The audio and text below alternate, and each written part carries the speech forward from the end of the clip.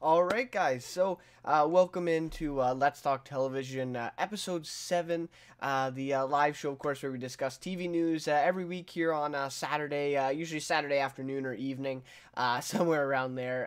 But yeah, so welcome back. Let's Talk Television. So we have, not too much news this week. More than some other weeks, I guess. But a relatively slow week, or at least for me. Not a lot of big news. We got a lot of news towards the very beginning of January.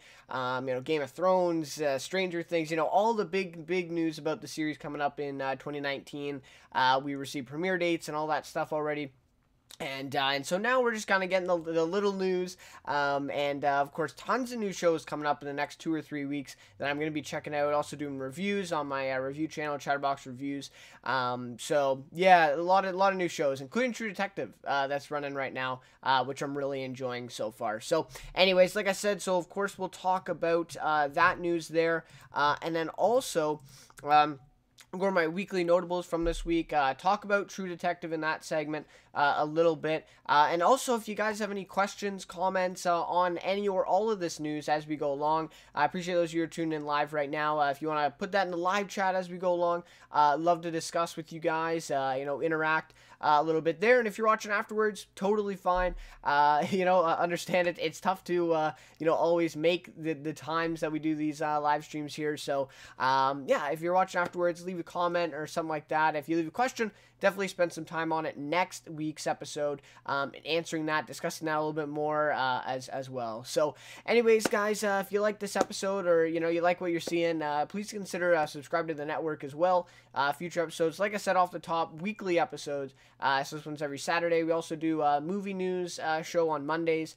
My friend Greg and I, we do that Let's Talk Cinema on Monday nights.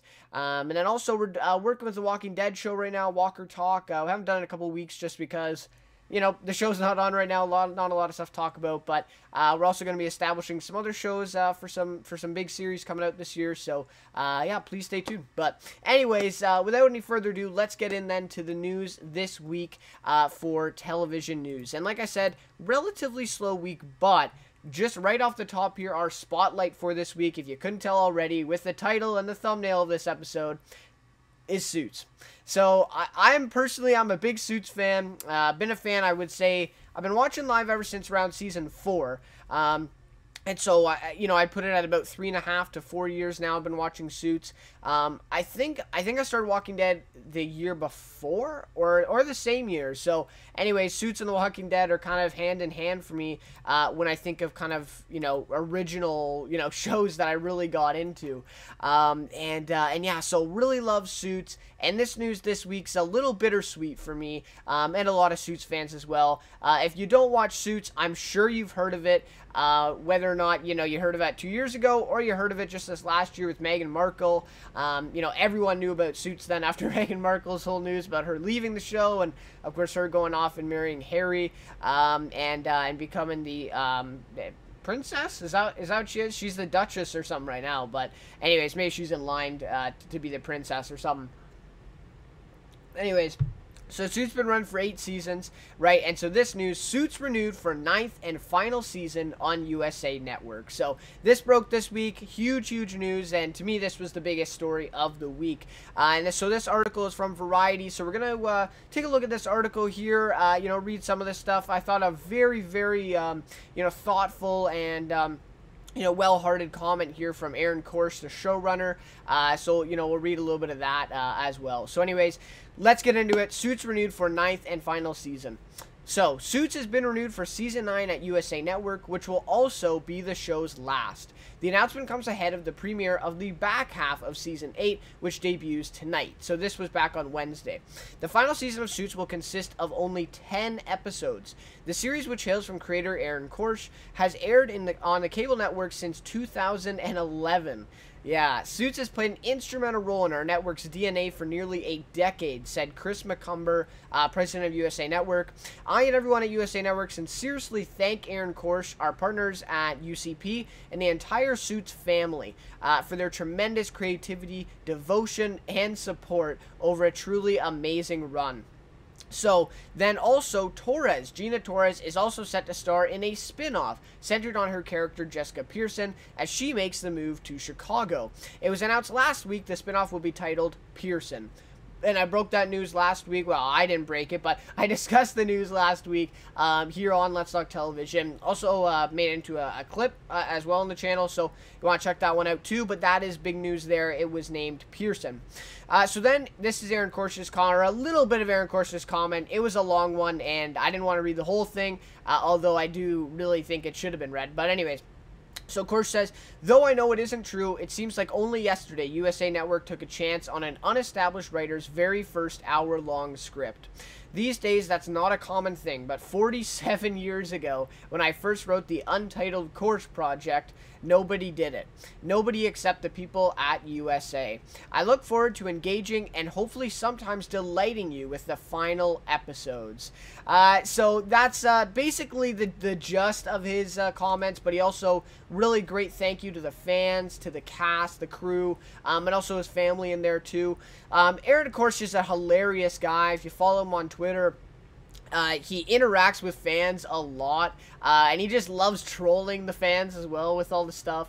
You know, he knows exactly what he's doing, and he's a really funny guy. So, honestly, I think he would, I don't know how his acting skills are, but he sounds, honestly, you know, funny enough that he could probably pull off an arc in an episode of Suits, which would be crazy. You know, that'd be just crazy cool to see, like, in the last season or something. Anyways, so yeah, big stuff here. So the first thing I want to talk about before we get in necessarily to the Suits and the context of all this is that USA Network, this is an interesting story going now with USA Network. So just recently they canceled Colony, or not recently, but earlier in 2018, they canceled Colony after the 3rd season. And so that was, you know, a lot of people, you know, obviously it had its faults, it had its problems, and the ratings for season 3 were very, you know, a lot farther down than season 2 and 1.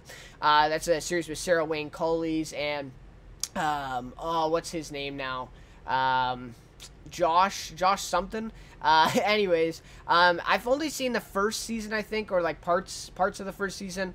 I checked out because of Sarah Wayne Callies, but I never really got into it.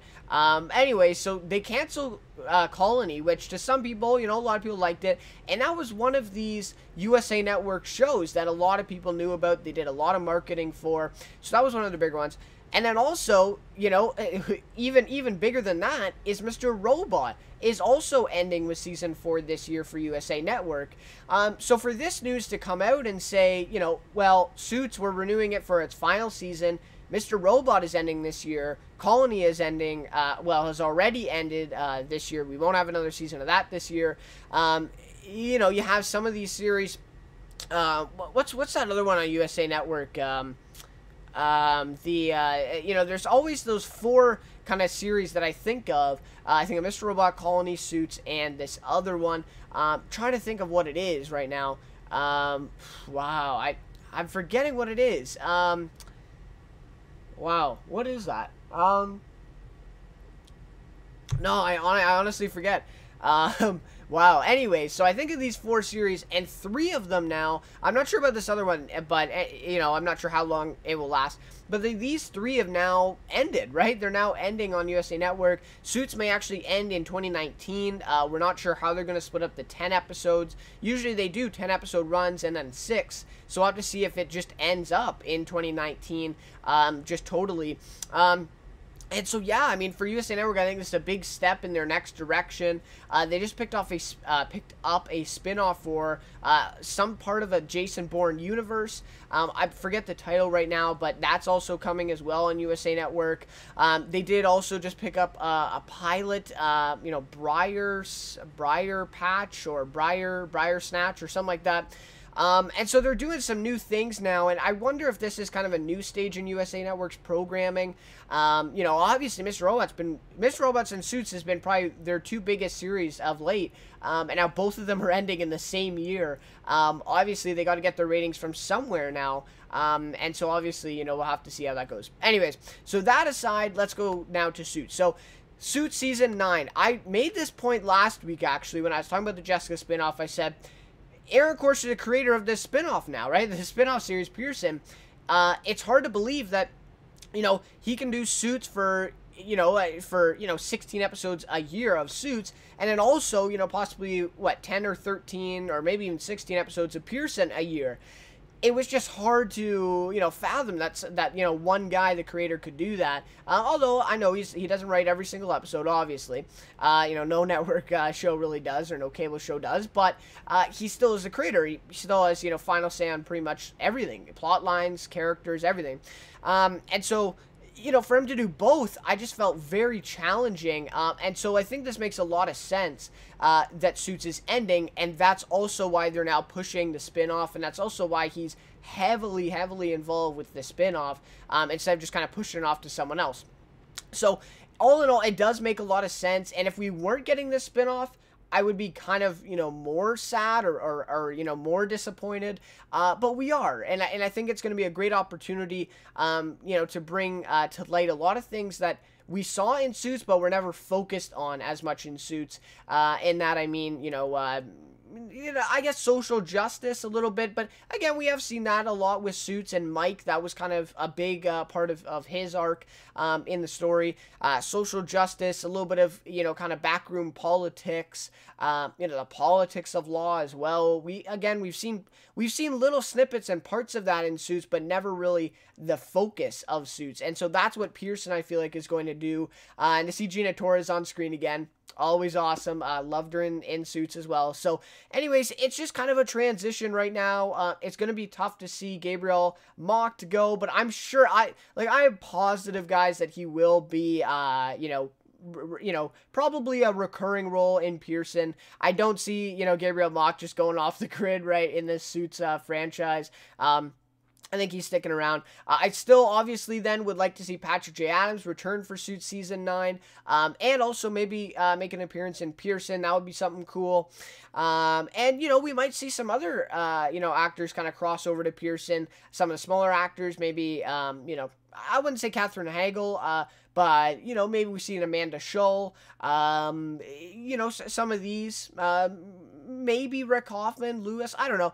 But anyways, it would be cool to see a little bit of a crossover there with the characters. But in terms of Season 9, I mean, yeah, ever since Patrick Adams and Meghan Markle left, the writing was kind of on the wall for the show, although I do believe they did an amazing job in kind of soft rebooting the show here in Season 8.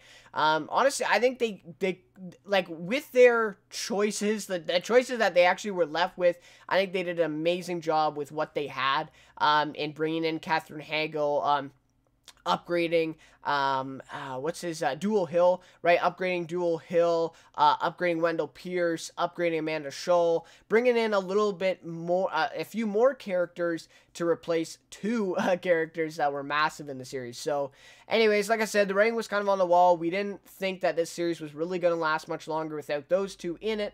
And that's just kind of what this is. And 9, see, I mean, they've crossed 100 episodes. I firmly believe any show that lasts 100 episodes, drama, obviously I'm talking about, not, reality and game shows or whatever, but any drama show, scripted, series that lasts 100 episodes, something is to be said for that. I understand you don't like the show, or, the show isn't regarded as being a good one or a quality show, but 100 episodes, that means that viewers are watching the show and that the network truly cares about it.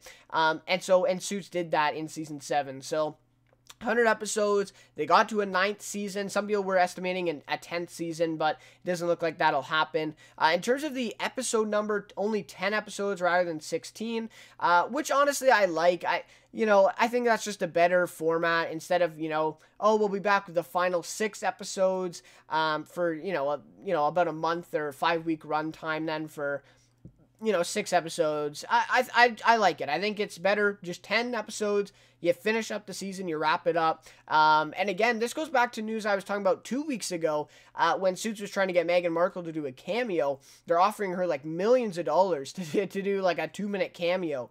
Or at least that was reported. And so maybe that goes back to this. Maybe they already knew that Season 9 would be the last, and they want Meghan Markle to come back for Season 9.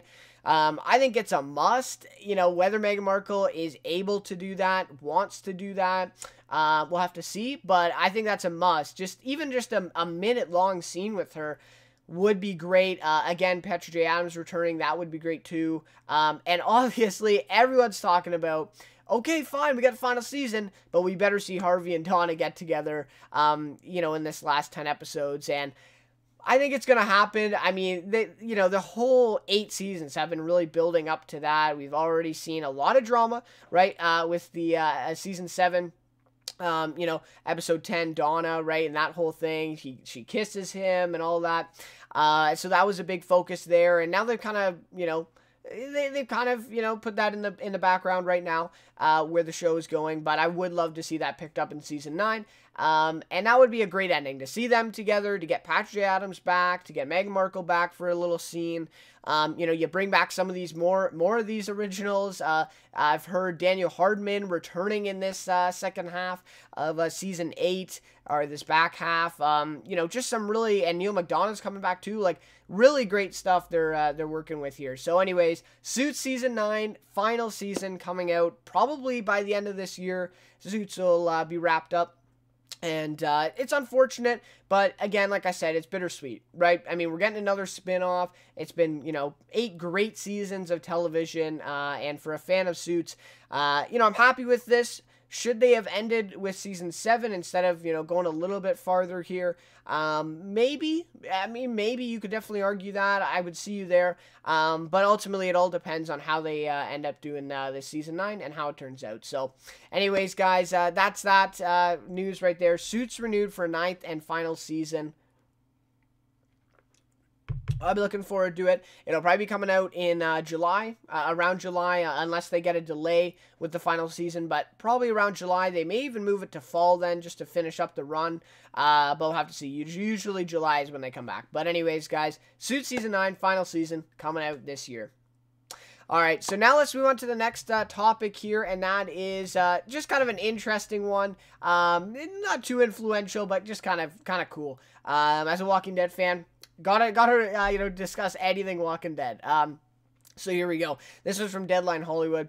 The Walking Dead named most in-demand series in the world. And you may ask yourself, well, how in the hell is this calculated, or how is this determined? I asking myself that question too, even after reading this article, but whatever, let's just stick with it. So, during the NATPE Miami International Content Market and Conference today, it was revealed that The Walking Dead and Stranger Things were the most in-demand series in the world for 2018. That's it, for 2018, according to Parrot Analytics. The global TV analytics firm announced the news during the inaugural Global TV Demand Awards. AMC's drama The Walking Dead was the most in-demand TV series in the world, while the nostalgic Netflix sci-fi series Stranger Things was the most in-demand digital original series in the world. The Walking Dead cast members Josh McDermott and Pollyann McIntosh and producer Denise Huth were on hand to accept the award. The Global TV Demand Award winners were determined using Parrot Analytics' Global Audience Demand Measurement System, which measures how much a TV series is wanted in over 100 markets around the world across all platforms. So, interesting when you always see these kind of articles and these headlines. You always got to think to yourself, again, like I said, how in the hell was this calculated? How do you measure the most in-demand series in the world? But it does sound like this analytics firm is, they do have some some credibility here. They do have a measurement system, but anyway, regardless of that, it is just kind of a cool thing to hear, and it's cool that they had someone to accept the award. It doesn't sound like Stranger Things did, and so it's kind of cool. I saw some of the pictures there with Josh McDermott. I think he posted them on Twitter. He's hilarious, by the way. Really suggest following him on Twitter, and I believe he's on Instagram too. Anyway, so, really great to see them, they're accepting that award. The big glaring elephant in the room here is that Game of Thrones did not air in 2018. We got to remember that. Back when I covered the, the news that Walking Dead was the most pirated TV show in 2018, kind of going along with most in-demand series, right? I mean, kind of a correlation there. I also had to state Game of Thrones did not air in 2018. So, as big of a Walking Dead fan as I am, and, as much as I love the show, obviously I got to acknowledge Game of Thrones was not on. So, would these numbers be changed? Would Game of Thrones be the most in-demand series in the world? Possibly. But it's interesting too, because I think obviously domestically, yes, I think it would be. But this is a world thing. It's over 100 markets that they calculate this from. And so it's tough to judge, the international appeal for Game of Thrones, although I do think it's pretty high, as we've seen in the past years. And this season 8, this upcoming final season of Game of Thrones, there's so much hype around it. I mean, the one teaser came out just before the True Detective episode. I believe it was 2 weeks ago. And, within minutes, everybody on Twitter, everybody was talking about it. It's hard to believe that many people actually have watched all the episodes. People are talking about Game of Thrones setting the overall record now for, I believe it's a single television episode live viewers, which The Walking Dead holds that record for 17.2 million, I think, for live US viewers, 17.2 million. So will Game of Thrones top that? Will the finale top that? A lot of people are talking about that.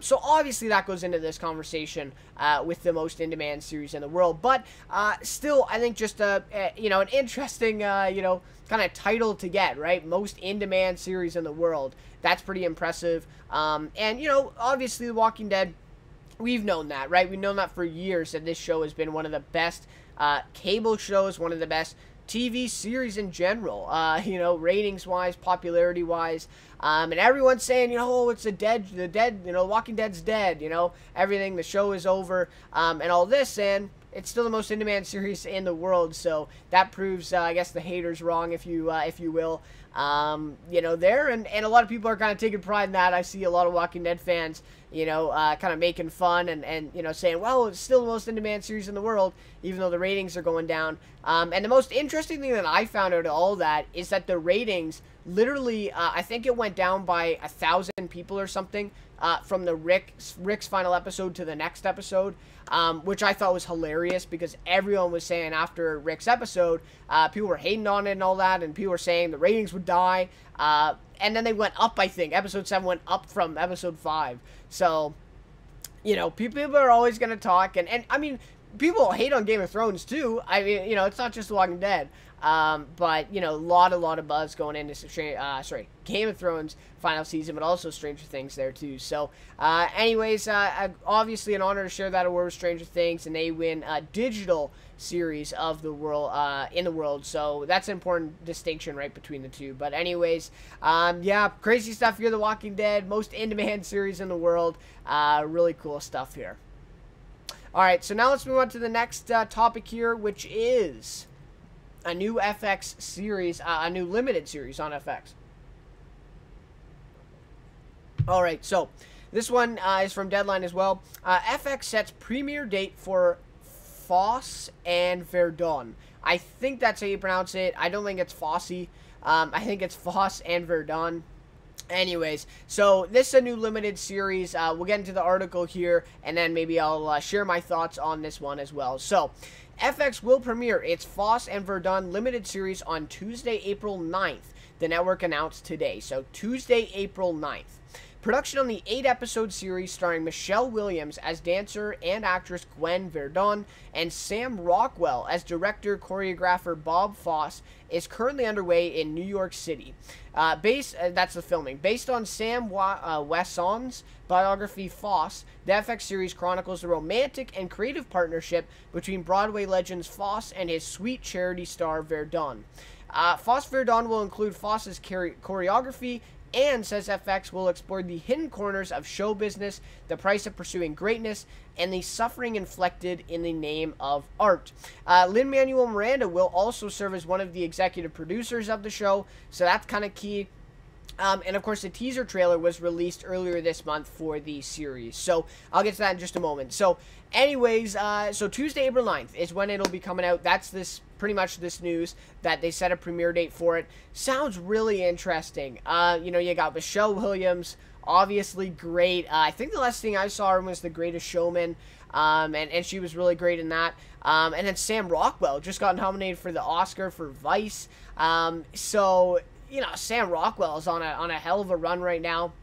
So is Michelle Williams. So, and then you see a name like Lin-Manuel Miranda involved in this too. And it's like, what am I doing? Like, how have I not heard about that? I hadn't heard about this until a couple weeks ago, and then I saw this news. But yeah, Lin-Manuel Miranda coming off Mary Poppins Returns, of course. Obviously he was part of Hamilton. If you know that one. So I mean, Lin-Manuel Miranda, great name to have attached to, especially a show like this that focuses on singing, dancing, show business. He's literally the guy for that right now. And so that's great. And to see Sam Rockwell taking on a little bit of a different role, I feel, than what he's done in the past, especially from Vice, right? A totally different role. And Michelle Williams also taking on this role as well, will be great. So, I mean, it looks good. I mean, obviously it's not going to be, if you're not interested in kind of dance, show business, those type of shows, I wouldn't say it'd be see, I kind of draw a comparison to Pose on FX. Did really well this in 2018. One of their best new series, I would say, as well. So I think just by default, I'm kind of drawing a comparison between the two. I don't know how similar they will actually be, but kind of that, the same dancing, singing, show business type of thing, a little bit behind the scenes of that. Although this one will be very character focused and driven on these two in specific, Fosse and Verdon, right? So, and of course, based on, the biography of Fosse, obviously two real people. So if you know the people, you heard of them, a lot of people obviously would. Then, of course, you're probably going to want to watch this series. Talking too fast there. Anyway, so the teaser trailer looks very good. I mean, it just really looks captivating. The visual of, the visuals just are awesome. The color, purple and red, and it just looks very visually appealing. Sam Rockwell looks great. Michelle Williams looks really great as Gwen Verdon, and it just honestly looks like a great series. FX has been putting out hit after hit after hit. If you want to talk about Pose, American Crime Story last year, just awesome stuff. I guess 911 was on Fox, or was it on Fox? Is it on FX? I forget. American Horror Story, of course, on FX. I'm trying to think of all the other FX ones. I've definitely seen more than that. Trust was on FX. Tons of FX shows right now going on. They're doing a really good job. So honestly, I'm looking forward to this one. I'm going to check it out. Even though I don't watch a lot of this type of, shows and movies and entertainment, but I think it's worth it just to see Sam Rockwell and Michelle Williams on screen together, and seeing those two great actors, I think is awesome in itself. So, and Lin-Manuel Miranda's involved as well. So, I just think this is a really great series, and please check out the teaser trailer if you haven't already. It's about 50 seconds long, and like I said, looks visually really great, and also the sound and the dancing in it too is also really great. So obviously it's going to also explore, like it says, the price of pursuing greatness, the hidden corners of show business. So maybe also bring a little bit of attention to those aspects as well, which is obviously very important, to do as well. So anyways, guys, yeah, really looking forward to that one. April 9th on FX for Fosse and Verdon limited series, shaping up to be one of my most anticipated series of 2019. It looks really great. All right, so yeah, let me know what your thoughts are on that one. If you've seen the teaser trailer, you heard about it, please let me know your thoughts as well. Would be really great to hear, and yeah, looking forward to it. So anyways, let's move on then to our next topic, which is Chandler Riggs from The Walking Dead. Really great news for him. Okay, so just before I get into that one, I'm just going to check on everything here. Okay, all right. So, Chandler Riggs joins ABC's A Million Little Things. This article is from TV Line. And so this came out earlier this week. I believe it was Thursday or Friday, just a couple days ago. And really great news to hear for Chandler Riggs. Again, as a fan of The Walking Dead, I always, support all the actors. Really liked The Kids Are All Right. I'm not caught up with it right now, but The Kids Are All Right on ABC. Michael Cudlitz doing a hell of a job on that one. Obviously, what's is her name? Mary McCormack? I think, yeah, Mary McCormack. She is amazing in that show, by the way. The highlight of that. Anyways, yeah, I really suggest you check that one out. But anyways, so Chandler Riggs, Walking Dead alum, gotta support him, and this news is really great. So, Nearly a year after getting killed off of The Walking Dead, Chandler Riggs is poised to return to the small screen with a multi-episode arc on ABC's rookie drama A Million Little Things. Riggs will play PJ, a young man Rome meets. Like Rome, PJ has had some dark days, and their encounter proves meaningful to both of them in ways each of them doesn't even fully realize at the time. The actor, who's currently booked for at least 2 episodes, so at least 2 episodes, probably more, teased his new gig earlier this week on social media, lamenting via Twitter. So these were his words in this tweet. 4 days ago, I was almost unemployed for a full year. Right now, I'm sitting on the set of season 1 of an incredible TV show for my first my first day of work. Life changes really drastically, really quickly. News of Chandler Riggs' casting comes as the freshman show is enjoying a surge in momentum, courtesy of its high-profile new Thursday time slot. Last week, A Million Little Things christened its new post Grey Anatomy's Perch with series high ratings. So, Million Little Things rating-wise has been doing great. The fan reaction, I think, to the show has also been really, really great. I checked, I think I'm on like episode 3 or 4. It just happens to me. You know, I check out all these TV shows. I check out way too many at a time, and then I don't get caught up with them. I'm still working on getting caught up with last fall series, some of those series I still have to get caught up with, Castle Rock being one of them still. So anyways, that was back, towards the summer. But anyways, Million Little Things, really great show. I mean, the themes, the tone that they set in that show, I feel like are very relevant. And I really like the spin on it. Kind of a mystery within that first episode. They're trying to figure out why, but then it's not just a show, a thriller kind of cliche, like, oh, why did this thing, I don't want to spoil anything, but why did this single event happen? Instead, they kind of focus on the characters more in their lives as they figure out what has happened. So, and of course, within that, they put, forward all these very, very relevant and important themes, I think, and they do a great job of portraying that as well. The acting is also really great. Roman Macalco, I think, is the guy who plays Rome. He is great in it. And I'm trying to think of all the other ones in it as well. There's a couple ones that I do recognize from other shows as well. But anyway, so Million Little Things, really suggest you check it out. Really great news to hear that Chandler Riggs is on it. I think he's like 19 or 20 now. He might be 20 this year.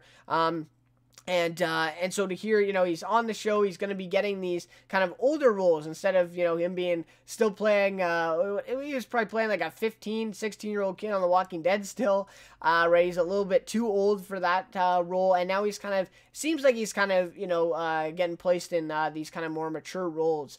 And so that's going to be great to see. Honestly, I'm really looking forward to his arc here. I'm not sure exactly when it's coming up, what episode he'll be in. I don't think that's revealed here, but I assume he's on set now, so maybe 3 or 4 episodes down the line, we might see Chandler Riggs appear. That'll be really cool. So I gotta get caught up with A Million Little Things to be able to watch this one. I believe I haven't watched any since they've returned from the break, so I think I'm two back or 2 behind on there. But anyways, looking really great for a season 2 as well. Honestly, I mean, a lot of people are comparing this to This Is Us. Obviously not on that level, but for ABC to put out a show like this, obviously due to the success that This Is Us has, I feel like this one, it's a little bit more specific in the themes they portray, but also they do branch out though. I mean, kind of at the center of it is that, the men, being comfortable with talking about, depression and discussing that, having conversations about that. But also they do focus a lot on the women aspect of it too, and some other themes in there. Obviously suicide, depression, and all those kind of relevant themes. And also, with adults and with men, which we don't typically see on TV depicted, right? And so I think it's a very relevant and important show. But anyways, so yeah, really suggest you check it out. I want to get caught up now to see Chandler Riggs on it. And it really sounds like a good arc, not giving too much away, but it does sound like him and Rome kind of encounter each other there, and yeah, we'll have to see how it is. So anyways, guys, really just check it out. Chandler Riggs, joining A Million Little Things for an arc. I hope he's more than 2 episodes, but if he is, great to see him in there anyways. So yeah, really great stuff here to see Chandler Riggs having some success after The Walking Dead. Pretty much every Walking Dead star, I mean, you know, go down the list. I mean, John Bernthal, Sonequa Martin Green, Stephen Yeun, just to name a few. I mean, you know, who else? I mean, like, it's crazy, the amount, Michael Cudlitz, did I name him? Like, you know, all of these Walking Dead stars have great futures ahead of them, and Chandler Riggs definitely, you know, one of those. So anyways, really great to see him coming back to another show here on ABC. Alright, so now let's move on to our last topic of this episode, which actually a pretty big one. This is, you know, a pretty big news. I'm excited for it. So this one is 10 new cast members announced for HBO's The Outsider. So this one is from Deadline as well. So The Outsider, based on Stephen King's novel, the HBO is making a series of this one. I believe it was back in September that it was announced. Sometime around there in the fall, that the Outsider series was announced that they were going to be doing it, and so really great news here. Though now we got some more casting announcements for the show, and really great casting announcements at that. So here we go. Let's read the article here. So HBO has cast 8 series regulars and 2 actors to recur opposite Ben Mendelsohn in The Outsider. So along with the creation of the series, Ben Mendelsohn has been attached pretty much since the beginning, along with that. So, The Outsider, based on Stephen King's best-selling novel. Cynthia Erivo, just recently Bad Times at the El Royale. Bill Camp, Looming Tower. Mary Winningham, from George Wallace. Patty Considine from the Ferryman, sorry. Julianne Nicholson from Law & Order, True Crime, the Menendez Murders. Yoel Vasquez from I Am the Night. That's coming up that's coming up Monday. That's coming up Monday on TNT. Really look forward to that one. Jeremy Bobb from The Nick, and Mark Manchaka from Ozark are the new series regulars. Also with Hetty Ann Park from Hannibal and Michael Esper from Trust set to recur. The project hails from the Night Of co-creator and executive producer Richard Price, director and producer Jack Bender from Mr. Mercedes, and Jason Bateman's Aggregate Films, along with Temple Hill Entertainment and MRC. Bateman is set to direct the first 2 episodes of The Outsider. In The Outsider, written by Price, a seemingly straightforward investigation into the gruesome murder of a local boy leaves a seasoned cop and an unorthodox investigator to question everything they believe to be real as an insidious supernatural force edges its way into the case. The novel by Stephen King was published back in May. So, really cool stuff here. Honestly, this series sounds amazing. We've seen a lot of these detective crime shows out right now, especially in 2018. I mean, Castle Rock is a great one as well. Obviously based off, you know, Stephen King characters. And so, you know, everything that Stephen King does, I mean, I loved Under the Dome. It was amazing. Chapter 1. Really look forward to Chapter 2. Mr. Mercedes, I've heard great things about that. I haven't checked all of it out yet. The Mist, I heard some people like that. Some people did not. Castle Rock, really like. So, I mean, you just go down the line here. These adaptations for Stephen King, and, you know, obviously you go into all the movies, too. You know, obviously, Shawshank Redemption, you know, what are some other ones? I mean, yeah, there's tons, of course. But anyways, just in terms of TV series there, already I named, you know, 4, good TV series, really quality TV series that I really enjoyed. And so anything Stephen King adaptation-wise on TV, I'm going to watch. And then you also get names like, you know, or people from, you know, projects like The Night Of. You get Jason Bateman from Ozark. And then you get this cast along with already an amazing cast in Ben Mendelsohn. So, I mean, this show sounds very, very intriguing. You know, obviously there's been bad adaptations of Stephen King. Not gonna, you know, try to sweep that under the rug. Obviously, that has happened. It's apparent. And some people do count The Mist as a bad adaptation. But anyways, really looking forward to this one, and I think it really does have some potential. So just quickly, Cynthia Erivo, I believe she has like a Grammy and a Tony already. Like, I think and an Emmy too. Like, she is, you know, on her way to the EGOT kind of thing there. but she's really great. And she was just in Bad Times at the El Royale. She did some singing in that. She was great in that. So, yeah, really great to see her. Bill Camp. I can't say enough about Bill Camp. I don't know what in particular it is about him and the way he acts, but I really like his performance in everything. I mean, The Looming Tower was great. Just got to see Wildlife a couple days ago, directed and written by Paul Dano, Jake Gyllenhaal, Carey Mulligan, Bill Camp. And he was awesome in that. I mean, you know, kind of a small role, but awesome in that. Looming Tower, like I said, he was in The Night Of, got an Emmy nomination for that. So I cannot say enough about Bill Camp. One of my favorite actors on television right now. Honestly, I really do like him. Haven't heard of some of these other ones. Julianne Nicholson, I've heard of. Haven't really seen him in much. Mark Manchika in Ozark. I mean, that performance was pretty good. Obviously, he's not, you know, a real likable character. Russ Langmore, of course, from Ozark.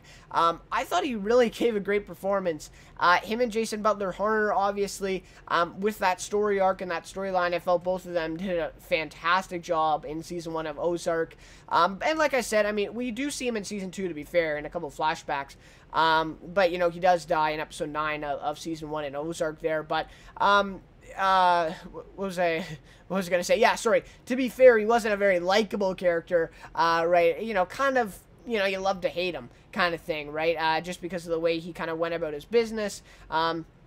And then, you know, kind of became an informant, and, you know, it just kind of was the antagonist, right? And then he ends up going to kill Marty, right? So, you know, not a very likable character, but I felt like he still gave a great performance, and it was definitely a very dynamic character at that, as the series went on. At the very beginning, it's like, you know, establish him as kind of a one-way, you know, redneck kind of guy, and then as the series went on, we learned a lot more about him, a lot more background, and really became one of the dynamic characters in Ozark, to be honest. So, anyways, he's great. Hedian Park, haven't heard of Michael Esper, haven't heard of him. Yo Vasquez, haven't heard of him, but I have heard of I Am the Night, really look forward to that one. So, anyways, some really great casting here for this series. I'm really looking forward to it. Honestly, this sounds awesome. The potential here is through the roof. You also get Richard Price, who's the co-creator of The Night Of, Emmy-nominated series, obviously. And Jason Bateman's going to come on to direct the first 2 episodes.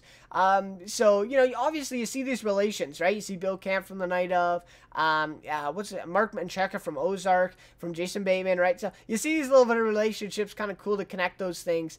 But yeah, so really great to see. Jason Bateman's directing, and Ozark has been really great so far.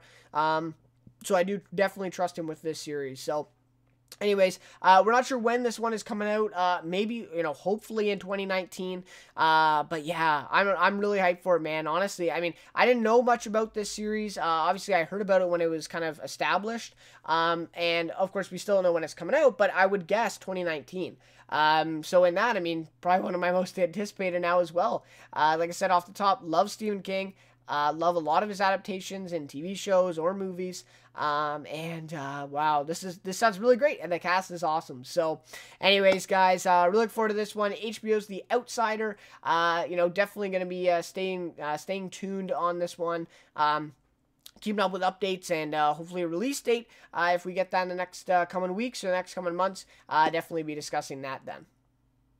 Alright, so that then will just about do it for this episode in terms of news. Now we'll go on to the segment here quickly with the weekly notables from this week in television. And in this segment, I basically go over my notable episode, notable performance from this week in television, from the TV episodes that I have seen this week. So, you know, you're out there like, you know, why? You know, this guy gave an amazing performance this week, but it's probably because I haven't seen that episode. So, that's the only reason there. This week I got around to see 2 episodes. I saw Project Blue Book episode and True Detective. Out of those 2, I got to give a notable episode nod to True Detective Season 3, Episode 3, The Big Never. While I felt like this was a step down from the first 2 episodes, I mean, that's all relative, right? The first 2 episodes, I felt like set the bar very high.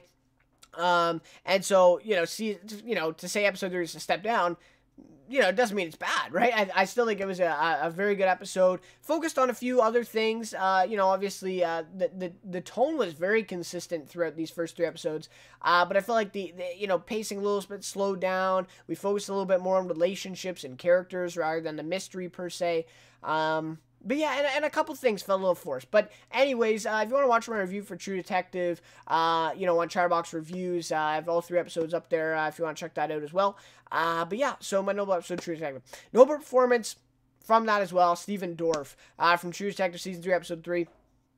He's great. I have seen him in other things. I definitely recognize his name as I went into it. I'm like, Mahershala Ali, obviously great. And he's doing an amazing job, by the way. But anyways, I'm like, Stephen Dorff, okay, I think I've heard of him, right? I think I've seen him in a couple things, but his performance in episode 3 was really great, specifically because he got a lot more focus on him in this episode. I feel like maybe even more focus on Mahershala Ali. And so for him to come out and welcome that significant focus, and kind of make really good use of it as well. I thought was really great, and his character really great, setting up some amazing stuff going forward. Obviously, they're working with multiple timelines here, so he also has to look a little bit different, act a little bit different within these different timelines and stuff. So really great job there to Stephen Dorff as well. Along with that, Carmen Ejogo, I think she's doing a great job. Some people have been discussing how, she isn't the best actress per se. But I think for what her role is right now, for what we understand of her character, I think she's doing the best that she can. I don't believe we've fully seen or kind of seen a fully developed version of that character quite yet. And so I think, we should wait to judge a little bit on that basis. But she's doing great. Stephen Dorff, Mahershala Ali, obviously a force, to be reckoned with. He is amazing in this as well. So, released just True Detective Season 3. I know Season 2 got a lot of hate. Not a lot of people enjoyed that one. Rachel McAdams, Vince Vaughn. I didn't hate it as much as other people. Obviously, I recognize that it was not as good as Season 1. But yeah, released just Season 3. Checking it out. But anyways, guys, then that'll just about do it for this episode of Let's Talk Television. I love talking news every week. So definitely, obviously, we'll be back next week around this time on Saturday to talk about news then, and hopefully we'll get some big news. I am expecting some bigger news because there's like I said, some big shows coming up in the next 2 to 3 weeks here. Starting with I Am the Night. We got what else do we got? We got Whiskey Cavalier coming up somewhat soon. Walking Dead's returning. Just a lot of shows for me specifically that are coming back in the next 2-3 weeks that I'm really looking forward to. So hey, stay tuned if you're interested on Chatterbox Reviews, my review channel. I'll be definitely doing a review for I Am the Night. Walking Dead, True Detective, keeping up with that. So, yeah, really check that out if you're interested as well. But anyways, guys, that'll just about do it for this episode. Let's Talk Television. Thank you for those of you tuning in live. Really do appreciate it. Thank you those of you watching afterwards. Again, really do appreciate it. So obviously consider subscribing to the network if you're, enjoying what you see. And, that's just about it for me. So, anyways, guys, again, thank you so much for watching, and we'll see you next week. Thanks, guys.